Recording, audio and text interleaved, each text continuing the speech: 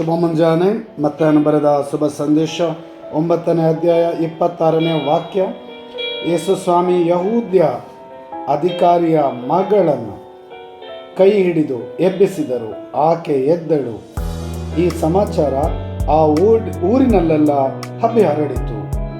ಪ್ರಭು ಯೇಸು ಯಹೂದ್ಯ ಅಧಿಕಾರಿಯ ಮಗಳ ಕೈಯನ್ನು ಹಿಡಿದು ಕಾಯಿಲೆಯಿಂದ ಇದ್ದಂತಹ ಆ ಮಗಳನ್ನು, ಪುಟ್ಟ ಬಾಲಕಿಯನ್ನು ಎಬ್ಬಿಸಿದರು. ಆಕೆ ಎದ್ದಳು. ಪ್ರಭು ಯೇಸು ಗುಣಪಡಿಸಿದರು. ಪ್ರಭು ಯೇಸು ನಮ್ಮ ಕೈಯನ್ನು ಹಿಡಿದು ಮೇಲಕ್ಕೆ ಎತ್ತಲು ನಾವೆಲ್ಲರೂ ಗುಣಮುಖರಾಗುವೆವು. ಪ್ರತಿಯೊಬ್ಬರು ಆರೋಗ್ಯ, ಸೌಖ್ಯ, ಆಶೀರ್ವಾದ, ವರದಾನ, ಕೃಪೆ, ಕರುಣೆ, ದಯೆ, ಕ್ಷಮೆ ಪಡೆದುಕೊಳ್ಳುವೆವು.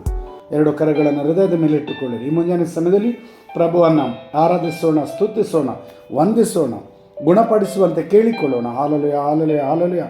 ಪ್ರಭು ಈ ಕ್ಷಣದಲ್ಲಿ ಈ ವಾಕ್ಯ ಆಲಿಸುತ್ತಿರುವ ಪ್ರತಿಯೊಬ್ಬ ಮಗಳ ಕೈಯನ್ನು ಹಿಡಿದು ಮೇಲಕ್ಕೆ ಎತ್ತಿರಿ, ಗುಣಪಡಿಸಿರಿ, ಸ್ವಸ್ಥಪಡಿಸಿರಿ, ಆರೋಗ್ಯ, ಸೌಖ್ಯ, ಆಶೀರ್ವಾದ, ವರದಾನ, ಕರುಣೆ, ಕೃಪೆ ನೀಡಿರಿ. ಪಿತನ, ಸುತನ, ಪವಿತ್ರ ಆತ್ಮರ ನಾಮದಲ್ಲಿ.